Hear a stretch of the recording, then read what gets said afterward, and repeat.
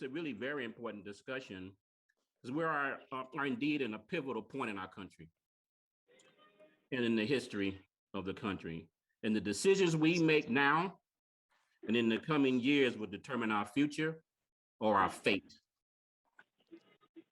So we need to decide.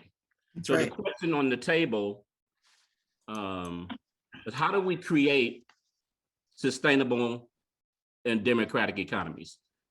And how do we create a new model for community and social development that benefit all people, not just a few? How do we ensure that we develop a socially inclusive economy in the midst of a digital and industrial revolution that has its pedigree rooted in white supremacy, vulgar capitalism, obscene concentrations of wealth in the richest 1%, and a consistent affront against people in poverty? How do we create a zero marginal cost society? And finally, how do we institutionalize the ethics of sharing, i.e. shared wealth, shared space, shared knowledge, shared interest, and shared responsibility? These questions for me, and is one of the reasons I'm so excited to facilitate and to moderate this discussion, because these questions emerge out of an African-American cultural context, right? A culture and practice that continues to serve as the moral conscience of the country.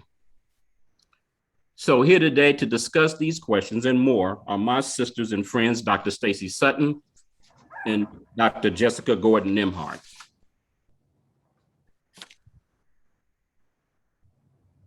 Stacey Sutton is an associate professor, Department of Urban Planning and Policy, and Director of Applied Research and Strategic Partnerships at UIC's Social Justice Initiative. Her research investigates collective action and equitable development in marginalized communities, the solidarity economy, and racially disparate effects of place-based policy and planning.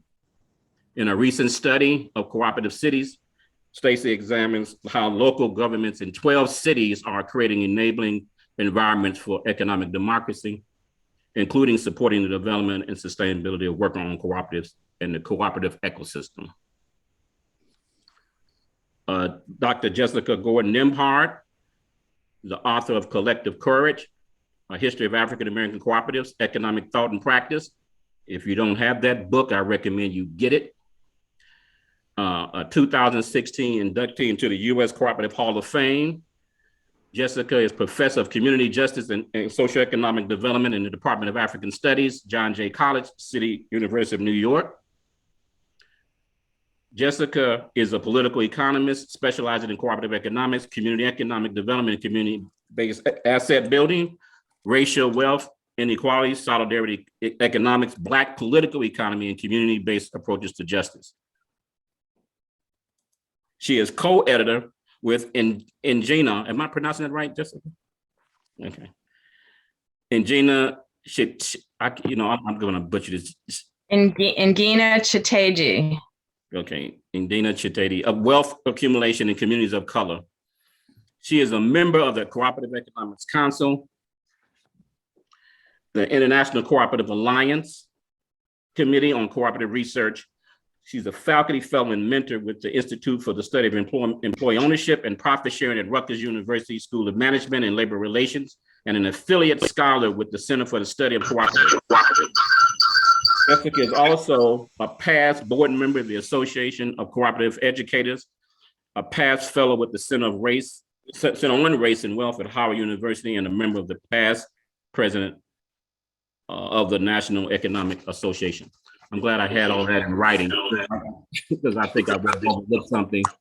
But suffice it to say, we're in very good hands. I'm not going to say much more. I think I'm going to have some comments. I'm going to peruse the chat box for questions. But at this point, I'd like to turn it over to Dr. Sutton. Stacey? Sure, although I think yeah, I'm going first. Are you going first? I'm sorry. Okay. It's okay. No problems. Thank you, Brother Sequane. It's Mhm. great to be on this panel with you and Sister Stacey. Thanks. So yeah, I'm going to open us up and I'm going to share a PowerPoint. I also want to thank the organizers for having us and for having this conversation. Can everybody see my PowerPoint? Yes. Yeah, not that exciting, but at least it'll help guide us. So I want to, in tackling this issue about collective cooperation and collective economics and the way forward for the 21st century, I want to sort of do a Sankofa, right? Look back so that we can look forward. So let's look at the history of Black co-ops and how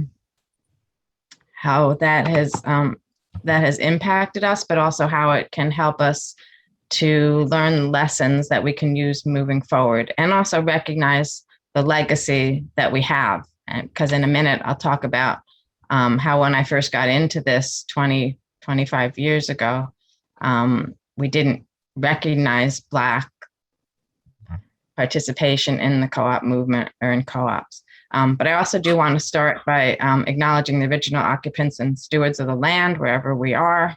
I want to welcome in our ancestors and our elders, acknowledge our elders, welcome in our ancestors to this space, acknowledge the struggles of enslaved laborers, those who continue to labor without just compensation, those who are combating anti-Blackness, acknowledge our claim to land and resources, acknowledge our history of resistance, and those who have used cooperatives for liberation. And thanks again for having me. So yeah, where are the Black co-ops? When I first got excited about cooperative economics, especially as a urban development strategy and a community economic development strategy, I didn't see a lot of Black faces. I saw nothing about Black co-ops in any of the literature, and I was confused because it made no sense to me. So I'm an economist, I'm an academic, I'm a researcher. So I guess you can't see the cover of my book, but anyway, the cover of my book is on one side, hidden by some of our pictures. But so I took about 15 years to do it, but I published a book on the history of African American cooperatives. But as I was doing that history, I realized it wasn't just a history of the actual co-ops, but it's also a history of the economic thought about cooperative economics as a strategy for Black liberation. And so that's why the long title. And really what I was able to cover was the way that cooperatives and solidarity economics have been used for both survival and resistance, and also some level of group prosperity that could then position us to fight and argue for our own liberation, our own self-determination, et cetera. And we can talk about that a lot more, this positioning of economic justice and economic democracy in part of the long civil rights movement. I also just did want to mention there's still a need for a lot more of these kinds of histories, especially for Latinx, Asian Americans, Native Americans here in the US. I did help Esther West when she was at the University of Wisconsin Center for Cooperatives to do a current study of Latinx co-ops. So that's available also for people who are interested in looking at other groups. So what I've learned from my research and from continuing to talk about and study this the last 20, 25 years is that African Americans, in our search for alternative economic solutions to address discrimination and inequality, have used mutual aid and cooperation, economic cooperation. We combined it with African retentions of self-help ideology, a notion of sort of voluntary segregation, right? If we're going to be discriminated against, why don't we, deliberately segregate ourselves so that we can control our own economies and our own communities, right? And used our cultural sense, our spirituality, our sense of solidarity to create co-ops, mutual aid associations, and some level of racial self-sufficiency. Very difficult to, have total racial self-sufficiency. Brother Sequane already kind of laid out what we're up against, but yet you see in every period of US history, ever since we were brought here in chains, we have operated under this, right? This notion that we can do this together, that if we pool our resources, join together, help one another, that it will help ourselves as well as our communities, and it will make things better.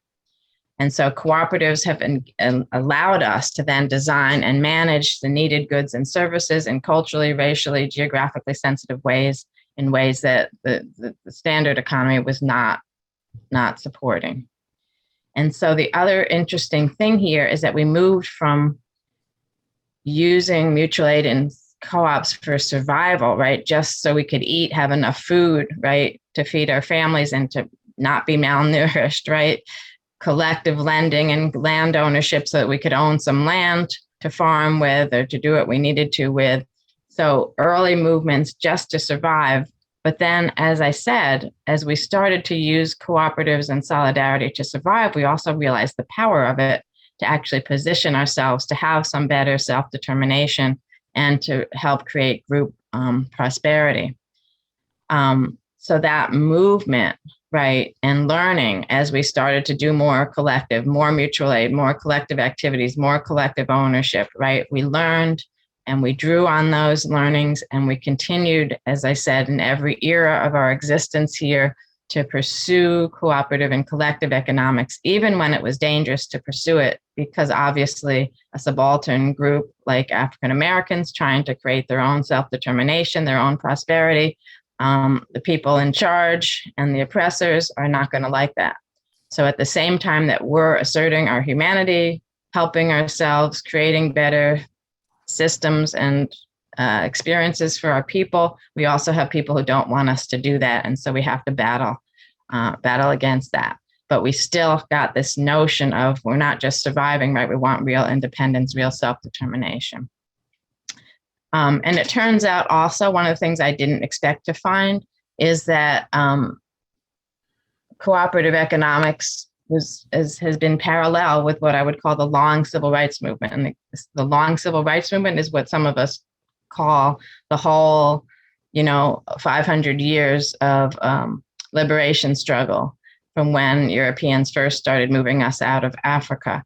And that long period of asserting civil rights, right, that's mostly our legal, our social, our political rights. But we were also parallel fighting for these economic rights and this economic control. It's the lesser known part, the quieter, the hidden story. But yet, as I said, you can still, if you do the studying, you can uncover this pursuit of economic alternatives as both, again, part of survival, but also a way to help us struggle and resist oppression. And so now when I tell the story of African-American history, right, you can tell this story, you can tell the co-op history, some of the same players, some of the same leaders, especially by the time we get into the 20th century, right, we're doing civil rights and economic justice, economic democracy, economic solidarity work. And so I want to talk a little bit about some of these visions, cooperative visions that were promoted. So back even as far as like the 1800s, the 1880s, there was a vision that populism, labor organizing, civil rights, and alternative economics all needed to work together to create integrated, worker-controlled, worker-owned collectives. Some of the strongest Black organizations at that time, some of the strongest labor organizations at that time were all also doing cooperative development, as well as trying to get control, get political control. And if you remember the 1880s, those of you who know your history, that was when the backlash starts after the Reconstruction period. The 1880s are the rise of Jim Crow, segregation, and apartheid. It's also the rise of the Ku Klux Klan and overt lynching and white supremacist terrorism. But in the middle of all that, right, backwardness and terrorism, we have this incredibly rich combined movement where people were working on all fronts for human liberation. And then we see that not as strong in the 20th century, but I think we see it starting to rise again in the 21st century, combining all these movements. And so mutual aid and cooperatives helped us to have affordable goods and services, to lend money, access to money and lend money at non-usurious and non-predatory ways, right, for land as well as business ownership and equipment and tools. We shared profits, we supplied and support each other, right? It also helped us to establish stability and independence. And then there was this larger vision of regional, national, and even international interlocking systems of solidarity and economic cooperation. So just to give you an idea of some of our leaders, you probably don't know Helena Wilson. She was president for about 30 years of the Ladies Auxiliary to the Brotherhood of Sleeping Car Porters. I think you all know the Brotherhood, the first official 21st century Black independent union. They actually, and especially the Ladies Auxiliary, were promoting cooperatives. And you see here, she wrote, and I guess you can't read all of it, but she said, no race can be said to be another's equal. It can't or won't protect its own interests. This new organization can be brought on by the Negro acknowledging the wisdom of uniting our forces, pooling our funds for the common good of all. And so she was talking obviously about cooperative economics and solidarity economics. W.E.B. Du Bois, and she said that in 1942, 1933, in an editorial in the Crisis magazine. Du Bois talked about, and he actually wrote a book on Black co-ops and some other things, but I love this quote. He said, "We can, by consumers and producers' cooperation, establish a progressively self-supporting economy that will wield the majority of our people into an impregnable economic phalanx." So think about that. That's kind of the vision that I saw throughout our history of people thinking about, right, consumers and producers cooperation, right, self-supporting economy, so that the majority of our people, right, have the economic stability and prosperity that we need to be a strong, right, to be a strong group and to fight for our own rights and liberation. And then you can't talk about co-ops without talking about our dear Fannie Lou Hamer from 1972.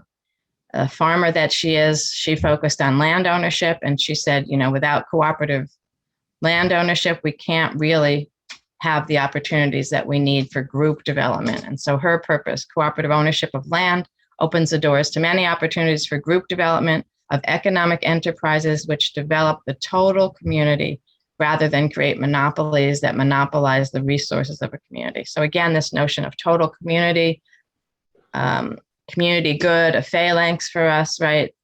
Everyone was seeing economic cooperation as a way for us to be stronger together.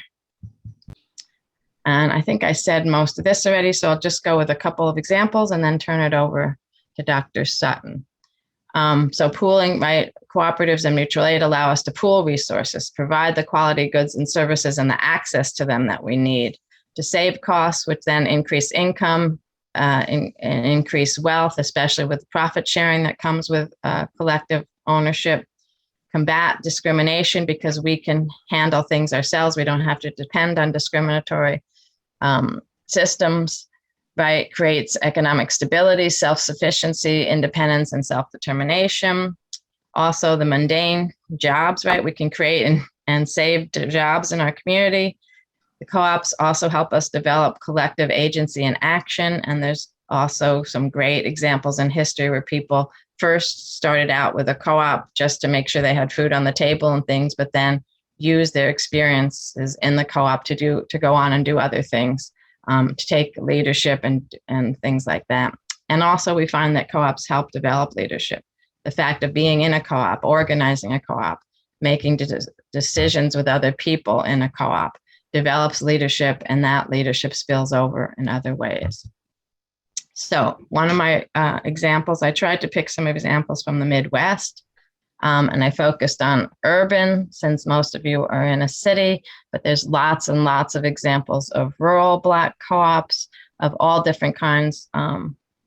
But Gary, Indiana in the 1930s, so during the Great Depression, Gary, of course, was one of the first cities to suffer deindustrialization. By the time we got to 1932, the Black community had lost its last bank, unemployment was really high. And so a group of educators and other community members, Black community members, came together, started talking about what the problems are, somebody mentioned what maybe we should start a co-op. They started learning about co-ops. They met for about 18 months doing weekly co-op education programs. They established a night school co-op course at the local high school. Actually, within a year, they had a second co-op course on co-op managing. The first one was on introduction to co-ops. By 1936, that introduction to co-ops class in the adult night school was the largest enrolled program of all the classes they had. So you see the interest.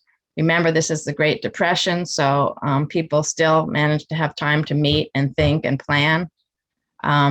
They also started a women's guild, which was reputed to be the entity that kept the group going and kept reinvigorating it, so that they were able to open first they started a buying club, then they opened a grocery store, then a gas station, a credit union, and a second grocery store. And so by 1936, in a year after opening their first grocery store, it was considered the largest grocery business operated by African Americans in the United States, again, still during the Great Depression. And as we said, they were able to create sort of an ecosystem of co-ops to satisfy the different needs that they had. The grocery store also pays dividends, which is another thing that co-ops do, is to pay dividends back to their member owners. And so that's another sign of profitability, right? You only pay the dividends once you have a surplus or a profit. Rosenwald Apartments in Chicago, also in the 1930s. This was a close-knit group of stable professionals and civil servants. They were boycotting a local chain store that wasn't selling to Blacks or wasn't allowing Blacks to work there. They also started a study group and actually got advised by the Gary group and went and studied what they were doing in Gary. They then started their own buying club and then a retail grocery store. The store opened in 1937. Then they opened a credit union a few months later, and then a meat market, and then doubled the size of the grocery store, et cetera, by 1938. Distributed dividends again, so showing they were making a profit and they were in business. Also, you can't talk about co-ops in Chicago without talking about the Brotherhood of Sleeping Car Porters, again, led both by A. Philip Randolph, who was the promoter of co-ops from 1918, when he first wrote about them in his magazine, The Messenger. But he worked closely with Helena Wilson and the Ladies Auxiliary, promoting co-ops, doing co-op study groups, that kind of thing. They started, actually, their first credit union was in the Montreal chapter of the Brotherhood, but a lot of the co-op work was done in Chicago. They had a buying club from 1945 to 49.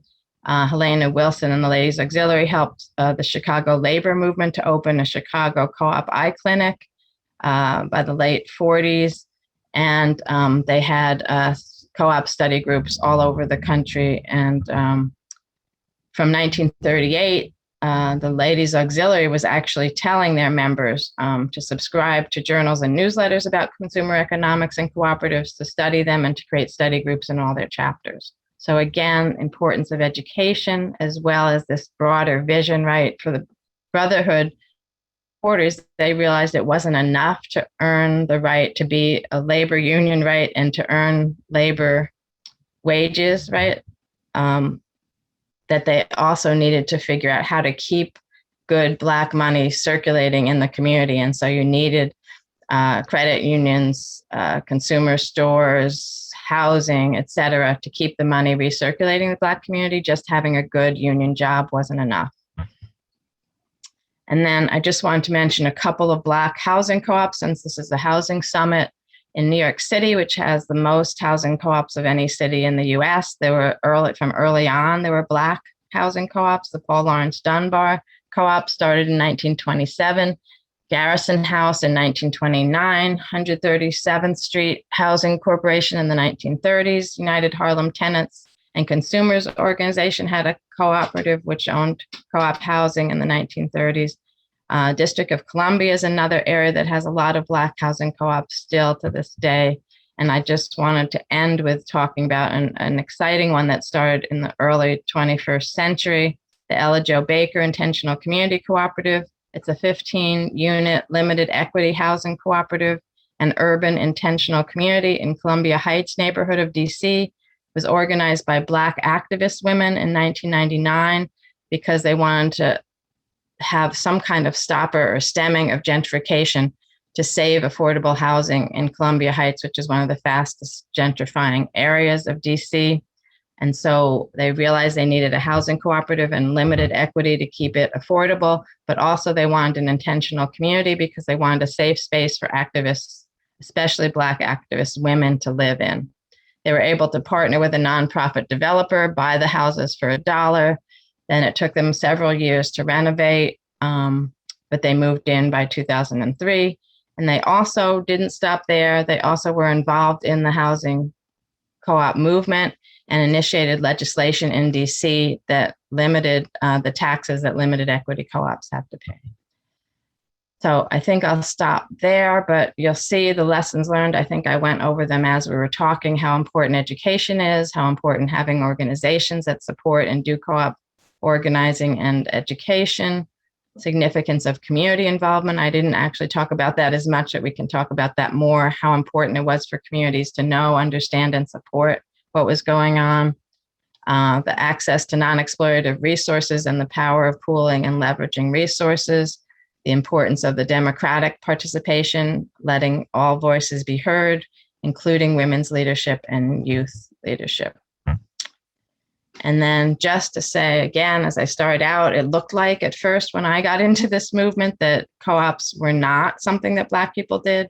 But then I pretty much spent the rest of my career showing that we have a long legacy. We make an important contribution to the broader co-op movement, but also we have a strong and important Black co-op movement here in the United States. And it's based on pretty much universal notions of what human economic systems should be, right? They should be solidarity, they should be collective commonwealth, mutual aid, et cetera. And so all of us actually practice it, even though I have focused on Black co-ops. Thank you very much. All right, great. Thank you, Jessica, for that outstanding presentation. I think what we'll do now is move to Stacey, and then after Stacey, we will fill some questions, and I have a few of my own. So Dr. Sutton, take it away. Okay, great, thank you. I'm going to share my screen. No. I don't know. All right, so first I'll say good morning. And thank you for the land acknowledgement, Jessica. So I don't have an acknowledgement prepared, but I think it's important to state before we begin. And it's also important, I think, to thank the conveners of this conference, of this summit, and not just that they're convening this, but their commitment to the issues that we're talking about, right? That there are not that many spaces to have this kind of dialogue where we're focusing on economic development or housing. The point is we're talking about collective ownership, collective spaces, as I believe Sequane mentioned in his opening. So what I want to do is talk a little bit about the moment we're in currently and what I think is possible in this moment, and then point to some contemporary examples. What you just heard was just a snippet of the historical examples, and many of you don't know, but Jessica's been my inspiration for kind of entering this field. Her early work in the 90s really inspired my dissertation work, and her ongoing work as scholar, activist, and showing up in spaces like this, being in community, always offering her time and energy and intellect to advancing this work. That's the kind of scholar activist I want to be as well. So I'm always pleased and honored to be in conversation with Jessica. And of course you as well, Sequane, but I had to acknowledge. I was like, ooh, yeah, but. So I think you heard my background, but I'm also a faculty fellow at the Institute for the Study of Employee Ownership and Profit Sharing at Rutgers University, not in residence, but I note that because through that initiative, I'm able to work on a piece of research. And right now, it's still just a small piece of research, which is growing, and it hopefully will become a book. And I note it because what I'm working on is I'm studying cooperative ecosystems from kind of grassroots-led, Black-led, largely worker-owned cooperatives, but then the broader ecosystem across this country, right? So I'm looking at cities across the country and where people are forming, creating these liberatory spaces in which worker-owned cooperatives are at the center, but then there's housing, but then for full understanding, they know they need to build housing, community land trusts, there's usually food sovereignty and other kind of mechanisms that create the robust communities that we're all interested in both supporting and living in. And I say that because although we may not necessarily have the same ideology as some of those formations that I'm studying, I think the values are very much shared in terms of trying to create communities in which we can live and thrive. And everybody deserves that. So that is kind of some of the work that I'm beginning. But also, I want to talk a little bit about the moment in which we're living. And we know that we're currently within this kind of the conjuncture of crises that we face, right? Surely that's the pandemic and public health crises, but the evictions that are starting and housing vulnerability, unsurmountable household debt, right? The erosion of our civil rights, everything from abortion rights to voting rights, and then just the rising labor market insecurity, especially for low status workers. But on the upside, we're seeing workers stand up and resist. We're seeing the rise once again of worker power. General Dollar, the workers at I think it's Dollar General, they're hopefully going to strike. Workers in Hollywood, right? Those that are characterized as under the line or something below the line workers, right? If the deals aren't done by Monday, they will also strike. So why are people resisting? Why are people, rising up? Because rents are too damn high, and I say that with quotes because that's the name of a movement in New York. But this also caught my eye just this morning, just a few minutes ago. Rising in the cover of the New York Times, the rising rents are fueling inflation, right? So this is written from an economic point of view, but it is the reality that we're all living. And so we can create worker-owned cooperatives, but if people can't pay their rent, pay their mortgage, have access to healthcare, have access to good education, then it's almost futile. So we have to think about things in terms of the ecosystem and the broader set of services and resources and amenities that we all deserve in our communities. I also want to start with, and I always giggle when I put this quote up from Milton Friedman, because there's very little that I would quote from Milton Friedman. We share nothing in common except these three sentences. And so here he writes, only a crisis, actual or perceived, produces real change. When the crisis occurs, the actions that are taken depend on the ideas that are laying around. Our basic function is to develop alternatives to existing policies to keep them alive and available until the politically impossible becomes the politically inevitable. And I say that because I think we're in that moment. We're in the moment in which we have to dream, we have to think outside of the conventional practices that got us into this, these sets of conditions, the conjuncture of crises, right? It's not just a pandemic. It is a pandemic on top of a political economic system that has failed most people. And I think you know that, obviously Arundhati Roy's comments that preceded, or I guess it came out in the very beginning of the crisis. She too is talking about this moment of possibility that historically pandemics have forced humans to break with the past and imagine the world anew. This one is no different. It's a portal, a gateway between one world and the next. That was in the Financial Times of any place. And I use these that are kind of outside of the conversation a little bit, but to me, they are both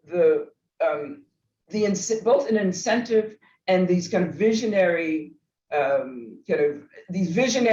both ideals and motivation for doing something different, right? Acknowledging where we are, and that in order to build back better, to build Chicago back better, we have to do something differently. And when I say different, it doesn't mean that none of this has been tried. It means that it's actually here in Chicago, but we need to amplify. We need to look at the models, both historical and contemporary, and figure out what was working well and how more people can get involved, where some of the shortcomings were, and how we can improve them, right? These are not fanciful models in terms of thinking about collective ownership. They are indeed models that have been practiced, have succeeded, and they need to be amplified. And so that is very much the sentiment that we're bringing today.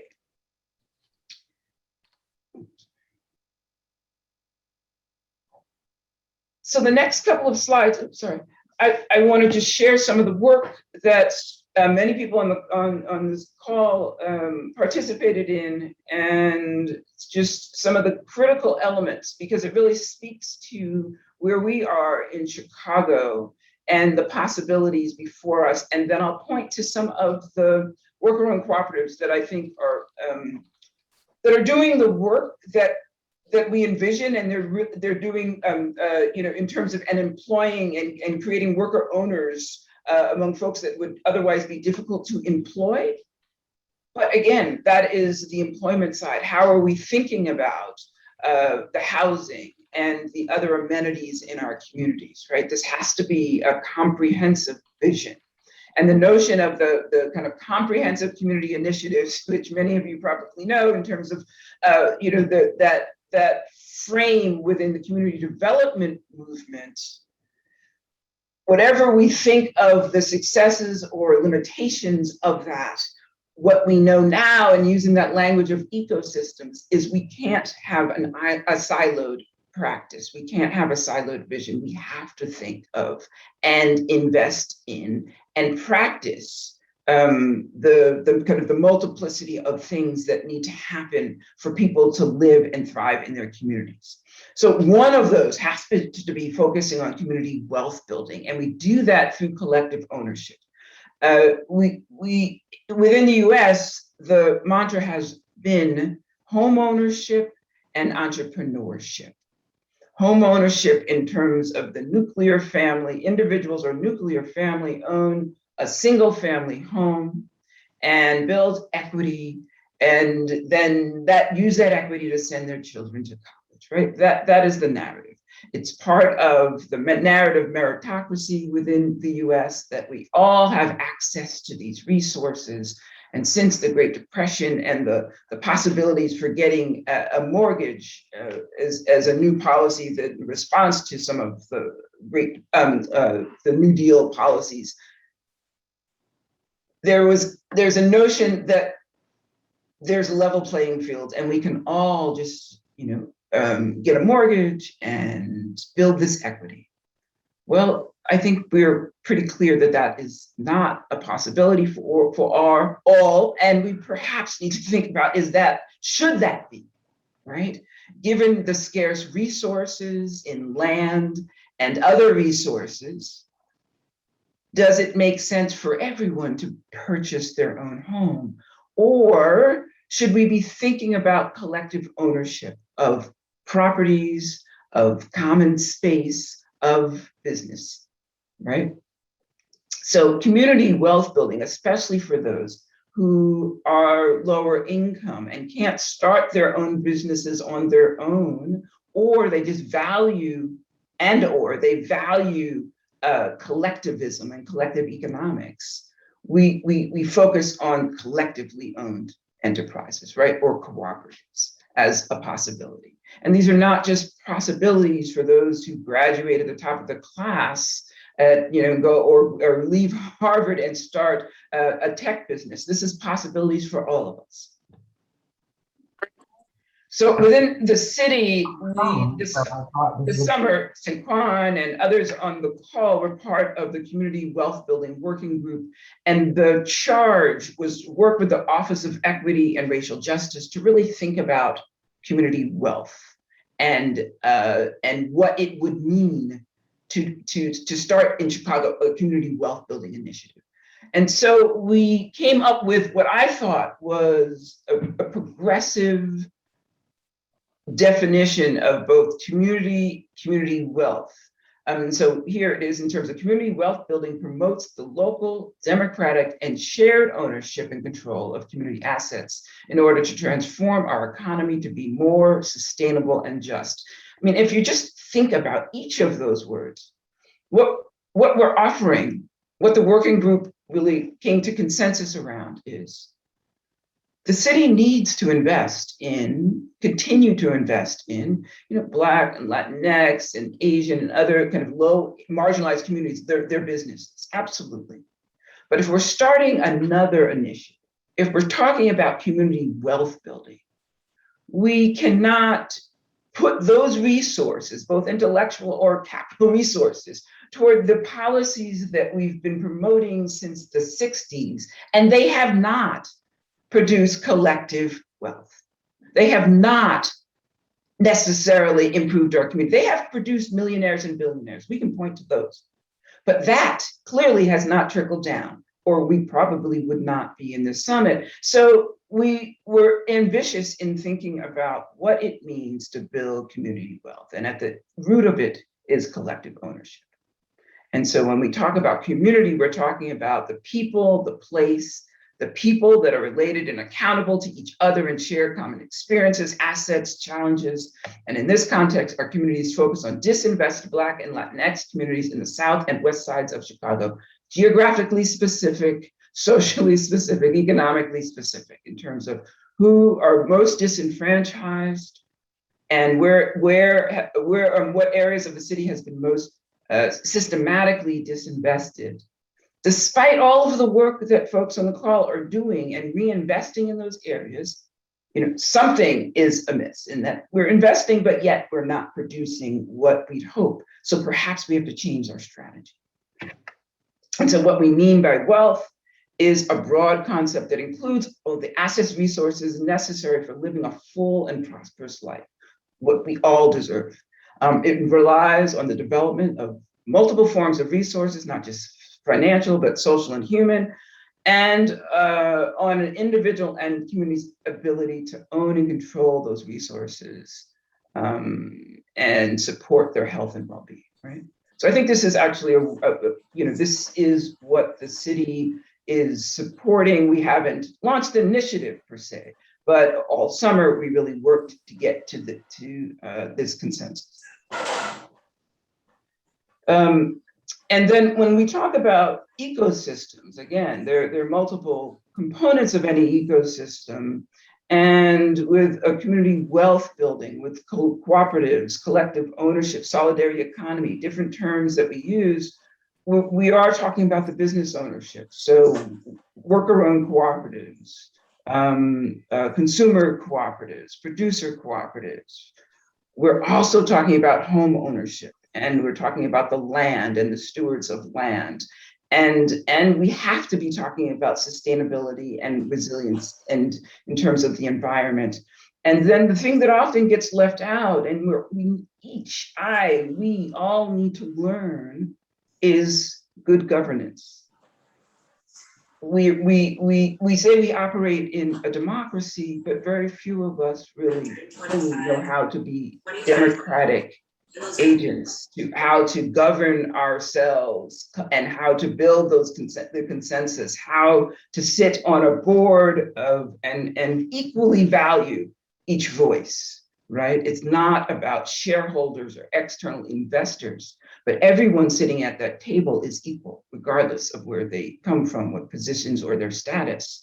At that table, there's democratic governance, yeah? That's something we all have to learn, and it's essential for this kind of work. It's essential to build community wealth or to sustain any type of cooperative. And it's possible. We're seeing many examples of it. So what I want to talk about, and I just have two examples, although in Chicago, I would say, and I say it proudly, that the solidarity economy, the cooperative ecosystem is ascendant. It's ascendant not just in Chicago, but across the country, and I would argue globally, that the response to the growing inequalities, to the racial disparities, the racial wealth gap, the systematic disinvestment that we're talking about, has been and continues to be a focus on collective ownership. And that has risen since 2007. And it's risen among women and people of color, most significantly. And so this particular worker-owned cooperative, Shy Fresh Kitchen, started in the beginning of the pandemic. It started in response to the pandemic. They had been planning prior to that, but they didn't plan to launch for a few more months. But they launched because of the issues with the supply chain, the food supply chain. This was started by 5 formerly incarcerated people that came together and met for over a year, kind of learning how to govern themselves, how to build a business. And they launched this business in the hatchery, and now they've just purchased their own building in, I think it's Englewood, I could be wrong, don't quote me on that one, where they receive grants, and they're doing the rebuild of the space, and they're going to be moving into their own 6,000 square foot space. And they responded to the urgency and the need for food.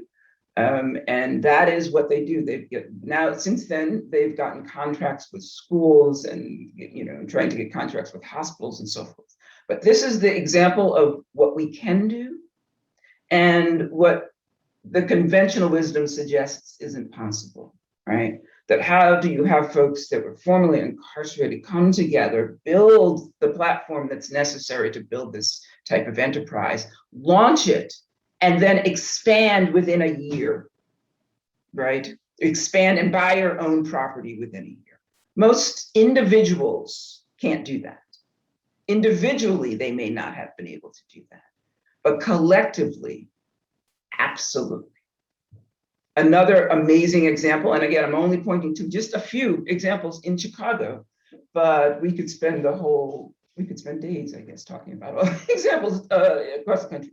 This is another one. It's called Blue Tin Production. And they are an apparel manufacturer, also just bought a building. And they are an apparel manufacturer of work. It's a worker-owned cooperative run by immigrant, refugee, and working class women of color. They started prior to the pandemic, but they, in textile manufacturing, they're not manufacturing the textiles, but they do the cutting and the designs for major designers, fashion designers, and smaller fashion designers. And they have the values in terms of setting the bar in terms of labor and sustainability.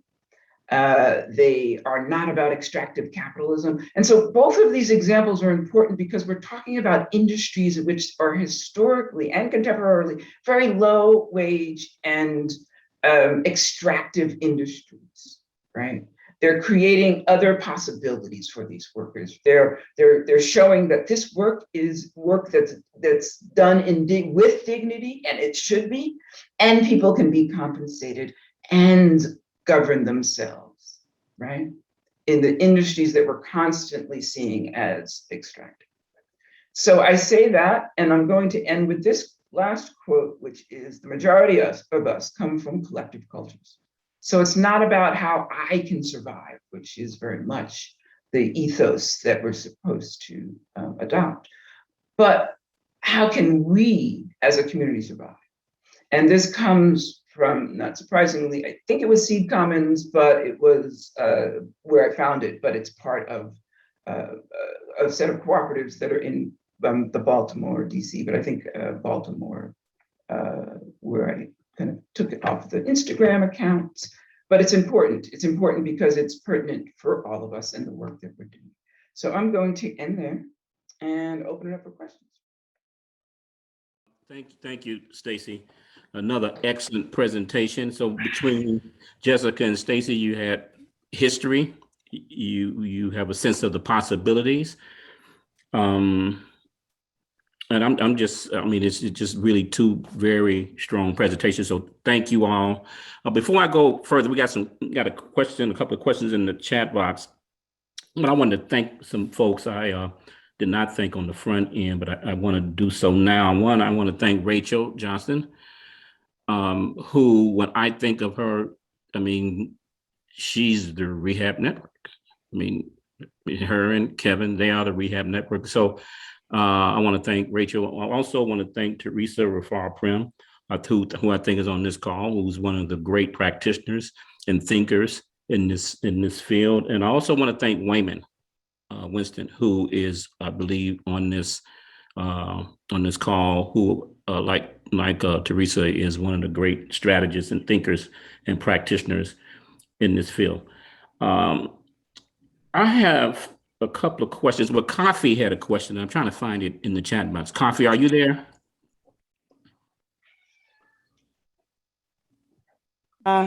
Yes, I'm sorry. I apologize. My internet went out. Okay. There Go was ahead. a question. Yeah, you had a question, I think, didn't you? Oh, I think the question's been answered predominantly. And hi to the classmates and Dr. Sutton and Dr. Gordon Nemhard. A lot of, unfortunately, the class may not know, but our co-op here in Boston had struggled in its inception to speak to some of the community values and cooperative principles. And unfortunately, and I'm getting to my question, unfortunately, sometimes our team of women who are working with the co-op internalized that we weren't doing something right. And every now and then it kind of sneaks in as a suspicion, like how much, I don't like to use the word racism because it's such a potent word, but how much does a misunderstanding of the cultural importance of cooperatives from people who are not inside that culture or maybe don't have those same experiences impact the trajectory of the co-op? So if we think about the history of co-ops being built in resistance and resilience, is that something, Dr. Sutton or Dr. Nemhard, you feel may still be a challenge today? And also, Dr. Sutton, I thank you for all of the examples and peeps in Chicago, for all of the examples that you provided of the great work that's being done in Chicago. And hopefully in these 50 plus states we have in the US, we can continue to replicate the work and use that as a beacon to how to go forward and support the work. But yeah, I was interested in knowing and figuring out, is there still a bias towards African American co-ops? And or is it predominantly just how we coalition build? Is it something we should look within our, how much of it is a percentage that we should look within internally, and how much of it is, external, and do we need to do the work with our other races and cultures about understanding the importance of African American led, women led solidarity co-ops? Okay. Thank All you. right. Sorry, that was long. All right. So who wants? Okay, Jessica, Stacey, who wants to tackle? I'll start. Jessica has probably a lot more insight, but that was a big question. And so in response to the last part, which is the work we need to do internally and the work, the coalition building that we need outside to do with others, I think it's a both and, right? That we have to remember, and we have to have grace with ourselves, that most conventional owned businesses don't last, right? Mm-hmm. Owning a business and sustaining a business for more than 5 years is difficult, extremely difficult. And cooperatives actually have a better track record doing so, right? But getting to that point, it's challenging, right? As I said, we have not learned, although it's part of our DNA, it's not part of our day-to-day consumption and in terms of how to fully be democratic and govern ourselves and be in community with people in a way that's not hierarchical and extractive. So to unlearn these things and to relearn and build is a challenge. I don't know, it's challenging even if it's not a business. It's challenging just to do organizing work. So then build in the other components.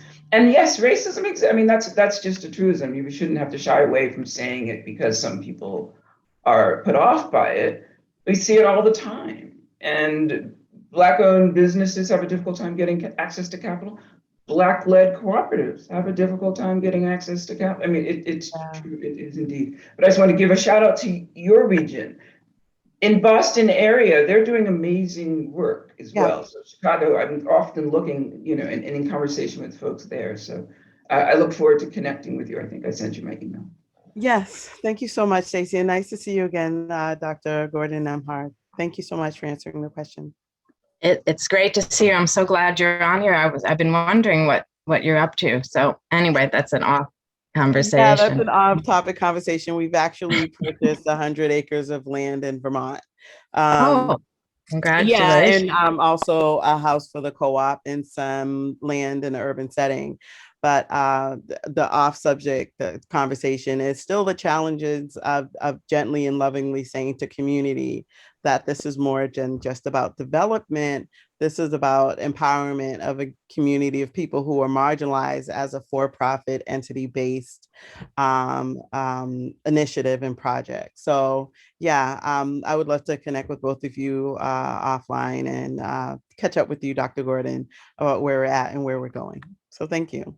Sounds great. Yeah, let me just add, and first, I just want to say I love being on a panel with Dr. Stacey because every time I think of something, she's already said it or about to say it, and it's so cool.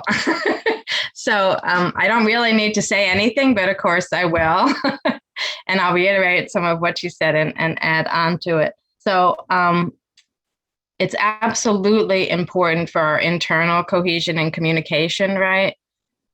That co-op principle about continuous education is really what it means, right? We have to be continually learning with and from each other, right? In order for co-ops and collective economics to work. We can't underemphasize how important that is. So trying to make sure, right, that we keep learning from each other, that we keep communicating, that we learn better ways to communicate, that we focus on how to solve problems together, how to address conflict, how to make joint decisions. That has to be a continuous, ongoing process for anybody, but especially in subaltern communities where we're already used to, right, being silenced, not being consulted, not having the respect, right? We have to make sure to build that trust and respect among ourselves, to build that understanding, and to keep that cohesion, that level of cohesion. So part of what makes co-ops survive longer than other small businesses is, right, that attention to, and the, two heads are better than one. And when it all works, it works well, right? But as Stacey already said, but that takes real time and commitment to put in to making sure you have all those elements.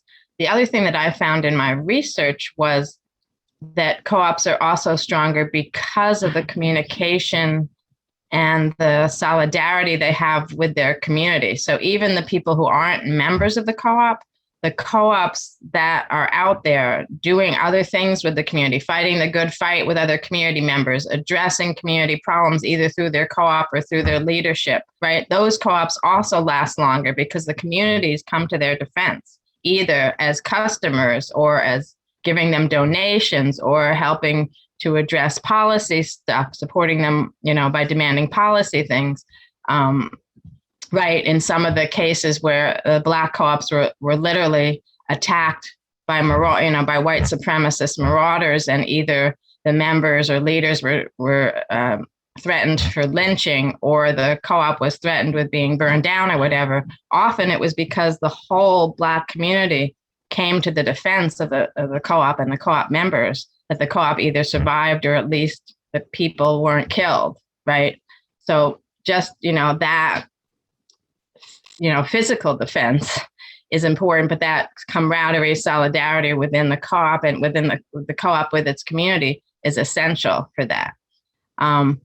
So that's another reason why I often talk about how important community and organizations are, because also the periods of time when we had the strongest Black co-ops, 1880s, 1930s and 40s, 1960s and 70s were all periods of time where there were strong Black organizations and multiple strong Black organizations promoting cooperative development and including co-op education and advocacy in their policy, et cetera, regional and national organizations that were doing this. And so there's a real parallel where we have strong Black organizations that are promoting, talking about it, including co-op education, supporting co-op development. We have more co-ops surviving, et cetera. I'm hoping that this is another, that I can add this as a fourth era where we have that as well, right? We've got the Movement for Black Lives and other Black organizations, both regional and national. We still have the Federation of Southern Cooperatives having a strong voice about co-op development and co-op education. Hopefully this period will be another period where we can talk about as another era of fast growing and large number of Black and other owned co-ops. So we can't understate how important this community, connection is, people understanding the model and understanding what each specific co-op is doing, support outside of the immediate co-op, right? Even support for getting financing and non-extractive financing to co-ops. All that is about this communication, education, right? Public education. I also have been arguing that the reparations movement needs to add the sabotage against Black co-ops to one of the cases for why we need reparations, and that we should be demanding reparation money go into co-op education and co-op non-extractive financing. And so that's another way to also get the word out about how important it is for community support, and also for us to understand how hard it is, not just because it's an alternative model to the reigning capitalism, but also because of racism, institutional racism, and sexism, right? The co-ops, Black co-ops have been targeted often. And then sometimes it's just institutional racism, right? The fact that we don't have access to capital, the fact that people think white ice is better than Black ice, right? All those kinds of things also go into why we have the struggles. And yet, as I keep saying, even under all those conditions, we have such incredible examples of how people persevered and continued with the collective solidarity, cooperative economic programs anyway, even under the worst conditions, And so I think that's what should give us hope. That's sort of the legacy I want to show, right? That we persisted even under the threat of lynching, right? We persisted with our co-ops. We keep learning and building on what we learned through the centuries about how to do it better, how to connect better, right? And then we also see that it's not just African Americans, right? We've got Latinx and other subaltern groups that we can connect with, and that we can have interlocking supply chains and interlocking co-ops with. And so it's also great to see a movement that everybody's sort of growing together and learning how to work together better and recognizing how important that is also. I think that's enough. Yeah, we have some questions, and I'm going to ask you all to be brief in your answers, but just because we have about 15 minutes left. But these are good questions, so I'm going to get right to it. Rachel is asking, can you speak to places where government has supported co-op organizing and development? And I'm going to rattle these off because I want to get them all in, because we don't have a lot of time, and I'm hoping you all can take notes and respond to these. Another question for you, Jessica, is can you talk a little bit more about the Latinx study you referenced in your earlier presentation or in your presentation? And then also, I wanted to know, like, what other scholars should we access? I mean, I think for me, and Stacey knows because every time we're in a meeting, I'm leaning on her I think she's like she's like, oh, can you just look, can you like, talk about somebody else? But I'm always leaning on Stacey, and I'm always leaning on Jessica. What other scholars, African American scholars, or practitioners, should we access? Another question has to do with community organizing. For me, is one of the biggest challenges. Like, what technology should we deploy? Because I think it's so essential. I mean, we could talk about doing feasibility studies around what sectors we should go into. We could talk about governance. We can do some political education, but community organizing, it seems to me, is essential to this work. And I'm just interested in who's doing the best work in that discipline. And then lastly, if we have time, I'd like to hear from you, both of you. What do you think? What are the 3 things we should focus on going forward to really advance, and to achieve our objectives? So I know that's a lot, but so we can start with Rachel's questions regarding government, and then the question around Latinx, the study that you referred to, Jessica. So I can speak Hi. to Rachel. I'm doing pretty well. How about you? Somebody has their mic on. Yeah, I think they just muted. Yeah. So I would say there are a couple of different strategies that governments are using, but the New York City is perhaps doing the most in terms of even capital investment, because they're not just investing in, or they're investing in building the ecosystem and the infrastructure for the broader worker ownership. I don't know what I'm just saying. So they started in 2015, I think, with about $1 million dollars in the budget, and now they're up to 3.6, and each year they added a bit more. And so now at least the fiscal year 2020, they were at $3.6 million.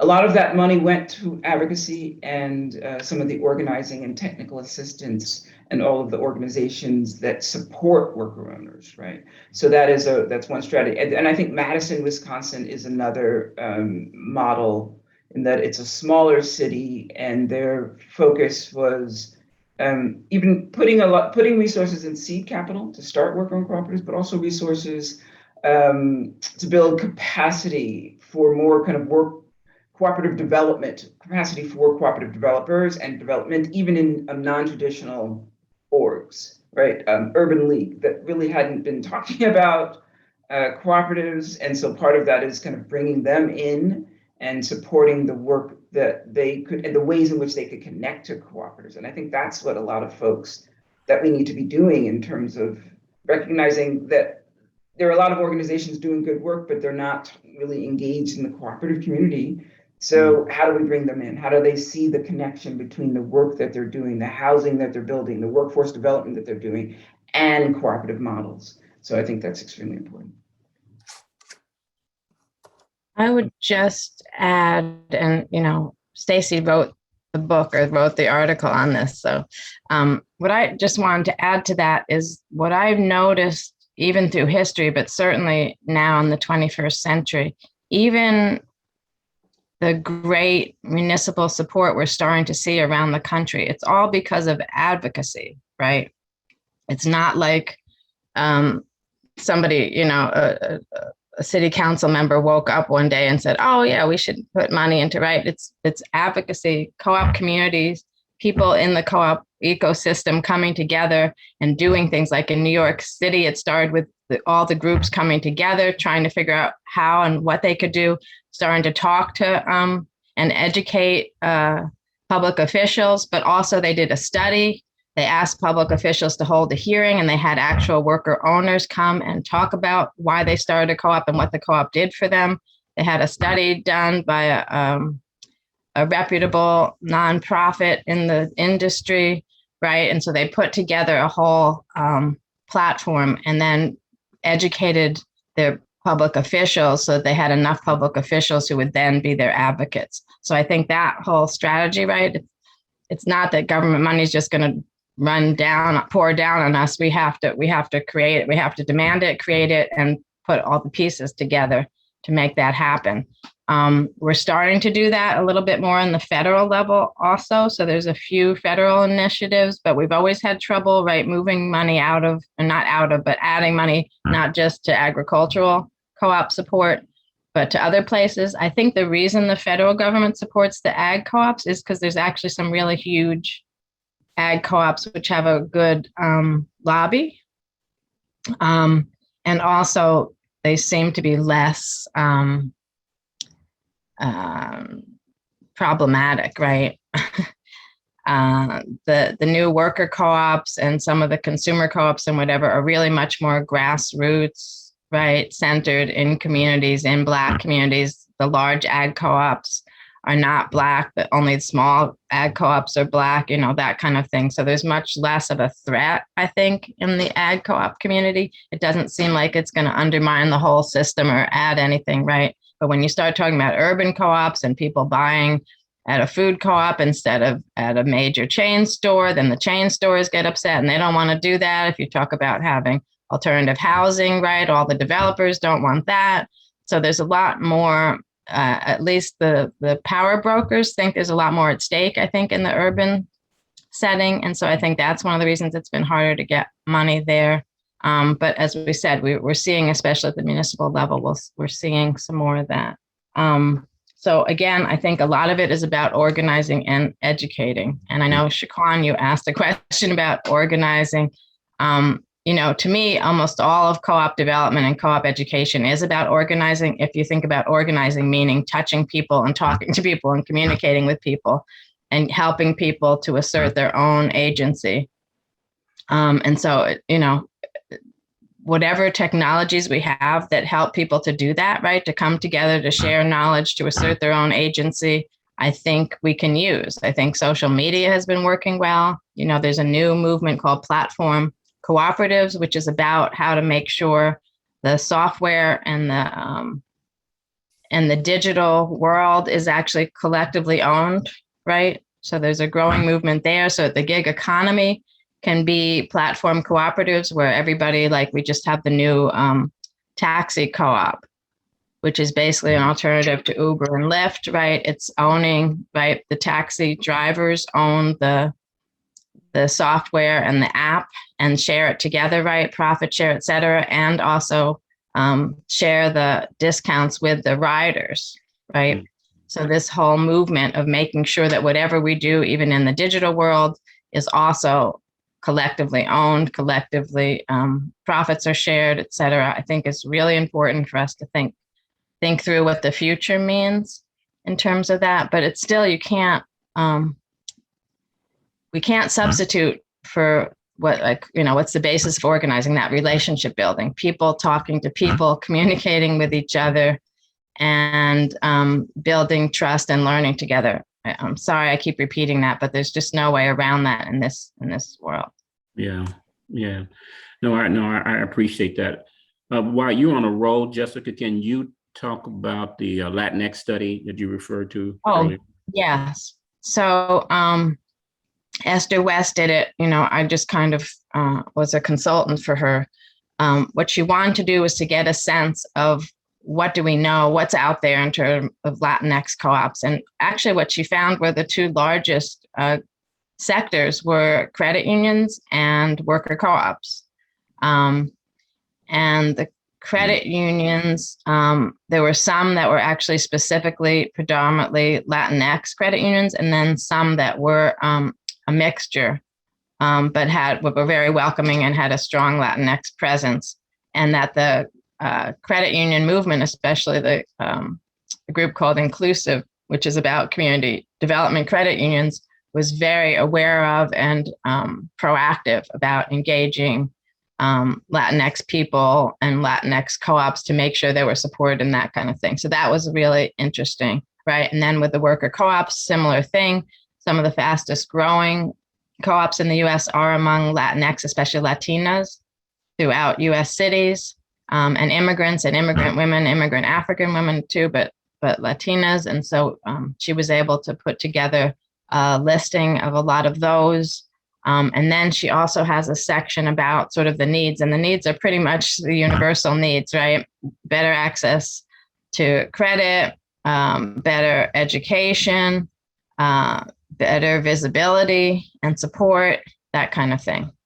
What I'm hoping is somebody also will start looking at the Latinx history, because I think it's probably just as rich and interesting as the Black co-op history, but we don't have that yet. We have some inklings. John Curl wrote a little bit about Latinx co-ops in his book For All the People and his earlier book on worker co-ops, but we don't have a lot of great information. We still don't have a lot of great information on Native American and First Nation co-ops, and almost nothing on Asian American co-ops. We know they all exist. I don't know if it's going to be as much as in the Black community, but I suspect, even at least informally, there's probably information on all those. We just need people who have the time to go through and pull out those stories. Asante, for that. That's very helpful. I think before I want to have Wayman jump in here. Wayman, can you talk a little bit about this question of government and the intersection between government and support? Because I know you have some experience with that in Wisconsin and support for cooperatives. I think I'm right about that.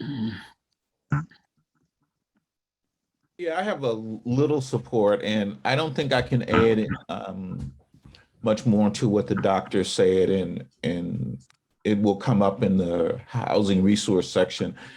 I will say that my experience has been that the work that Dr. Nimbar and Dr. Sutton talked about, that pre-development work, how you organize and educate, is really the critical work, is improving human beings understanding their power and their power of solidary economics, of being able to pool their intellectual property and their resources for the benefit of good. Second, with respect to government, and this may or may not answer your question, my experience has been governments have been sometimes indifferent to co-ops.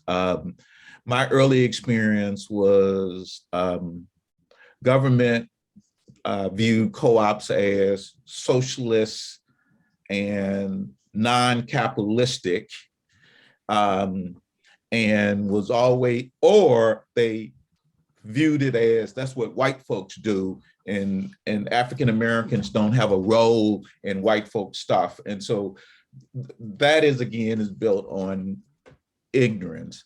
But again, Dr. Sutton's statement is really the antidote to that, and that is advocacy and work to both educate, lobby, and bring to the attention of our local government the role of co-ops. And I'll end on Wisconsin. Dr. Nimbar talked about the Latinx study that was being done at the University of Wisconsin Co-op Center. So Wisconsin has a dedicated center of co-ops that serves the state. It heavily plays a role of providing research and other functions to the co-op industry in Wisconsin. And Wisconsin has a number of things that are should be an envy of many states. It has probably the largest concentration of co-ops in the country. And it has some of the best statutes to protect both co-ops as well as members. And, when the comment came up about larger agricultural co-ops, the reality is that those co-ops are at large Fortune 1000 companies, but they are in rural areas where we ain't. And so you've got this spatial difference that where people of color generally, and African Americans specifically, where they reside are hundreds and hundreds of miles from where those co-ops that really provide goods and services. And I remind people that probably every day you are using a product that was, you either are eating products. I argue if you do anything with cranberries, Wisconsin's a major center of cranberries. If you eat them, if you drink it, it was probably touched by co-ops. If you eat Wisconsin cheeses, many of the farmers pool their raw milk, created a co-op to add value. And so instead of selling their raw dairy product at pennies a pound, they created a co-op that would allow them to sell higher end goods at many dollars a pound. And so you see in rural areas that, and one of the last ones a decade ago was on fish oil in a number of products in Clark County, Wisconsin. They organized a co-op of farmers that that basically raised the cattle and then chicken and other products that had vitamin E. And they started that work from the agricultural department at the University of Wisconsin that figured out how to integrate vitamin E into meat, eggs, and other products. And the farmers formed a co-op to commercialize it. So there's I would say, is a mixed bag on government support of co-ops, but it comes to how do we advocate and educate? Okay, thanks, Wayman. And Dr. Sutton and Dr. Nembhard, they've put in the chat box other scholars that we can access. So thank you all for that. Rachel asked a question, because we've talked about extracted financing.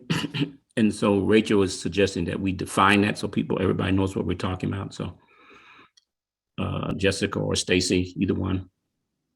Yeah, I think my mic is still on. Sorry, I didn't mean for it to be on. And thanks, Wyman, for all that. Yeah, I appreciate that. So yeah, what I mean by non-extractive lending is there's a movement now. It started actually with a foundation called the Working World. There's now a national network of non-extractive local financing called Seed Commons.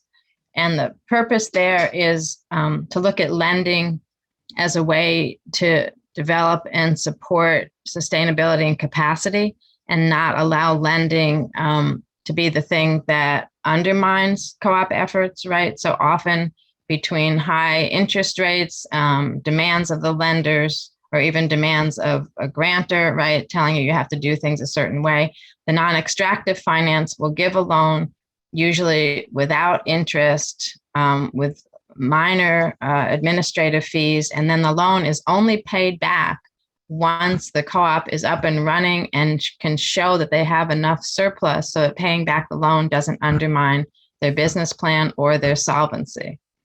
And so it's patient capital. It's non-extractive in the sense of you're not extracting extra interest. You're not you're not taking the wealth back after you lent it out. And the model includes high level of technical assistance. So these community loan funds provide detailed and sustained technical assistance to everybody they loan to make sure that they have a strong business model, to help them in whatever ways they can to succeed. Because even though we're not trying to extract extra finance, we do want them to pay back, because then that money can be lended to another group, right? So there's that symbiosis of technical assistance and support, making sure the co-ops can succeed, and trying not to make the loan be a drag on them, or take from them what they need, what they deserve. And so it's a growing movement. There's a group, Shared Capital, out of Minneapolis, that sort of embraces that as well. And then there's still regular co-op financing agencies that, often will do below market interest rates and stuff. But this movement is very specifically, right, we're in this to have enough money to recirculate it to help new groups, but we're not in this, right, as part of a nonprofit industrial complex. We're not in this to make the loan funds, extra profitable, right? We're in this to have enough money to hire people to help do the technical assistance and to help with the business planning. And then the money should really be used to make sure the co-ops can get started or can expand, that kind of thing. No, that's good. That's thorough. Thank you, Jessica. Another question in the chat box: what does this mean for the shared ownership economy in real estate and housing development? Perhaps I need clarification. When you say, what does this mean? What do you mean? What's this? Well, that's the question. It's like, what is the recommendations, the assertions, the presentation writ large? What are the implications for shared ownership, real estate, and housing development? Sure. I mean, I think Jessica mentioned shared housing, cooperative housing is perhaps either first or second in terms of the largest form of cooperative. I say first or second because I'm not sure in terms of credit unions, but it may be the most prolific. So there's a lot of variability in that in terms of the degree to which the housing's affordable, the degree to which the governance structure doesn't start to mimic a very hierarchical governance structure, but it's really based on how the members, right, the housing decide to organize and hold their, the board and participate. And so everything that we were talking about pertains to housing. And it also, and if we're not just talking about housing, we can talk about the stewarding of land and community land trusts. And I think the slight distinction would be some of the financing. So seed commons or shared capital, all of these mechanisms are largely for business, for enterprise, and largely worker-owned enterprise. The capital that's available for housing cooperatives and so forth is a different strand of capital. And I can't say exactly who's lending, but I think conventional banks lend to housing cooperatives. So yeah, I don't really make a distinction, although my expertise is largely on the business side more so than the housing. Mm-hmm. Yeah, let me just add, I think the other part of that question was maybe, do we feel like, and we sort of answered this, but let me just, do we think that solidarity and cooperation can be applied to housing and real estate? And Stacey kind of pretty much answered that, yes, right? And I think we've all been saying that. We see through history that co-op housing has been a way to address home ownership or lack of home ownership, a way to address discrimination in housing, as well as to address needs for affordable housing, right? Mm-hmm. Personally, I also am a strong supporter of community land trusts, because I actually believe that land really shouldn't be in the speculative market. I'm not even sure I believe that land should be privately owned, but we won't go into all that. That's why, as Mr. Winston said earlier, right, a lot of us co-op people were accused of being socialists and stuff. But aside from that, I do think it's important for us to see that there's no sector where you can't apply a solidarity and cooperative structure to it, right? So real estate can be owned. There's actually a friend of mine started a cooperative investment club doing real estate ownership in Buffalo, New York. So it's collectively owned, again, to kind of take it out of the speculative market, but keep it in the Black community, owned by Blacks in a way that's affordable for people to own it, and then either do affordable rents or affordable commercial space or whatever. The community land trust are ways, right, for a set of community board members to have stewardship over land, again, to take it out of the speculative market so it's always affordable. One of the other issues I've had with problems for worker co-ops is I have a lot of examples of worker co-ops who actually go under because of the land issue, because they don't own their own building, or even if they own their own building, the taxes go up too high, or if they don't own their own building, when they have to renegotiate a lease, the rent is too high. So there's lots of really excellent examples of really exciting co-ops that actually the only reason why they went under was because of the land problem, the rent problem throughout history. And so again, that's another reason why we need to think about how to support and take the land speculation out of it, because we also have, if we want more and more co-op businesses and stuff, they have to have a place affordable for them to operate, right? And so it's all connected in that sense as well.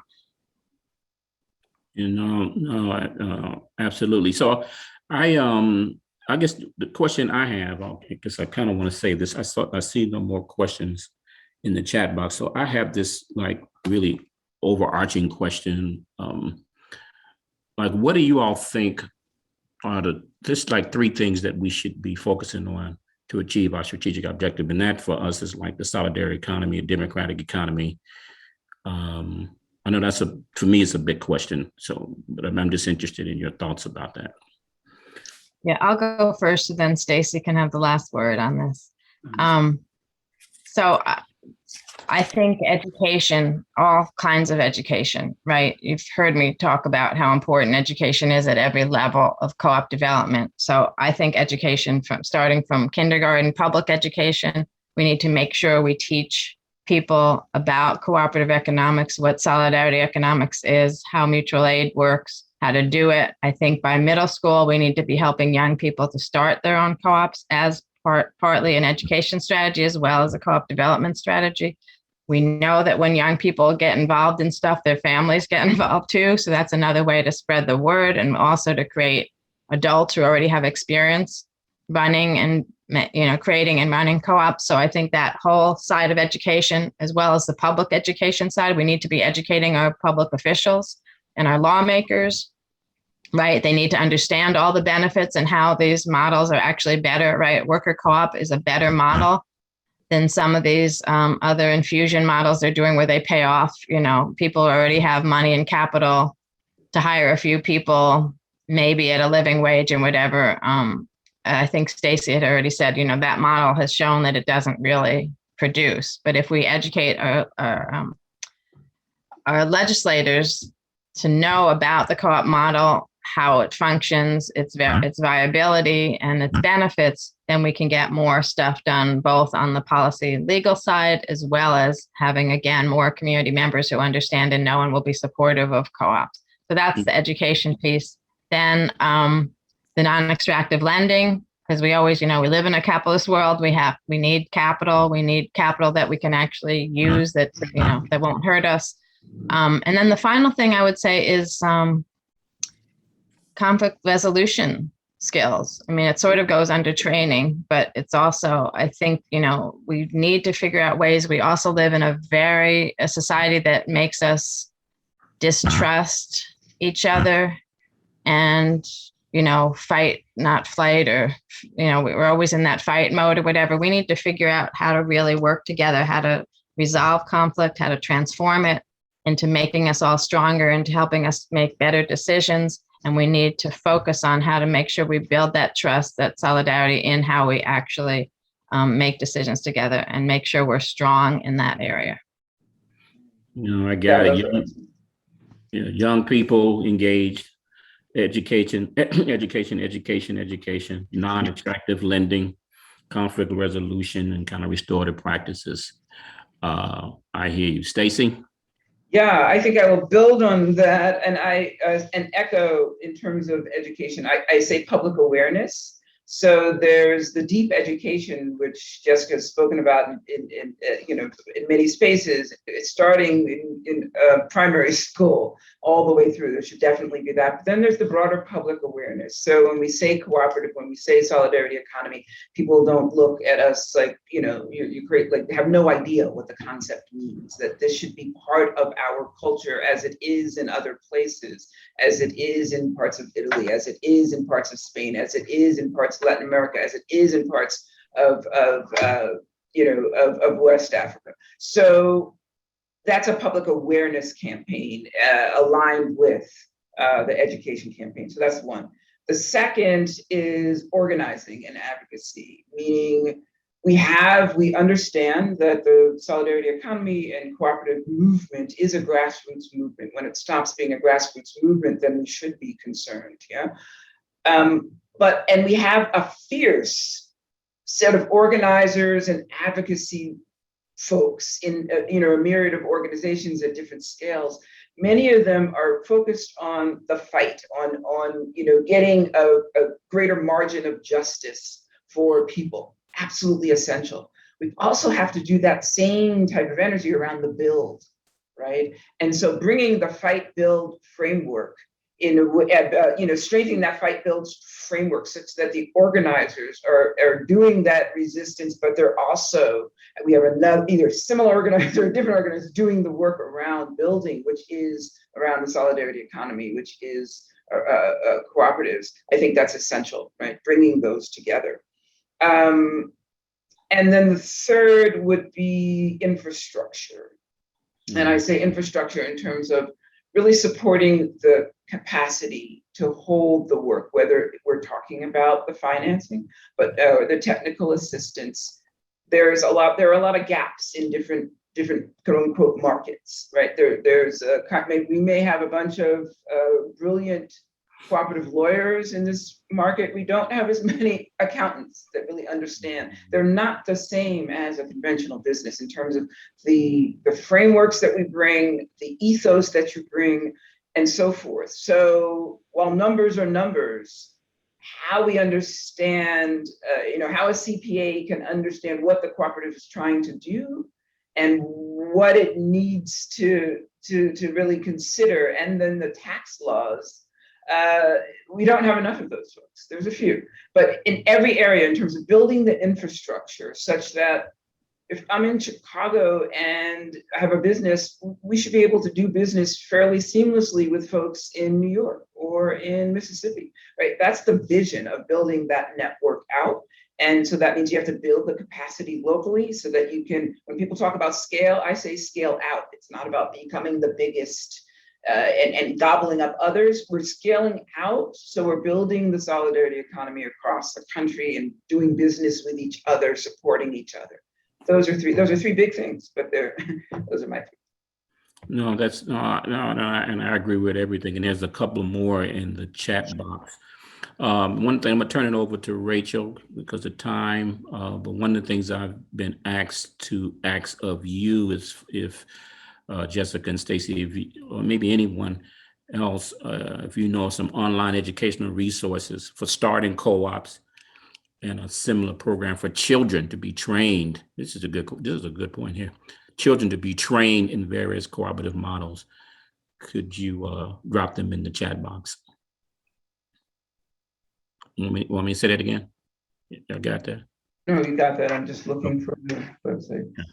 Okay. I mean, there are tons of resources. So in terms of like Co-op 101 tools, oh, well, Jessica has it pretty good. Yeah. Well, I want to thank you all. Also, the USDA, I forgot to put that down there. They have some Co-op 101 stuff. If you put, I mean, most of it you can find with ed.coop, which I put on twice now. But also if you just Google or whatever, search Co-op 101 or how to start a co-op, there's a lot of stuff that comes up. The Canadians also have some great stuff. The only difference is their laws are different, but the principles and processes are the same.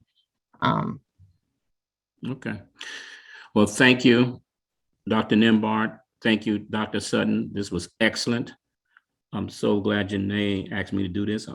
I'm glad I was here. I wouldn't have missed this for the world. I hope that you all got as much out of it as I did. It's just excellent. And it was, as I said it from the outset, it's a very, very important conversation, and we just need to keep talking. We just need to just keep pushing. So thanks again.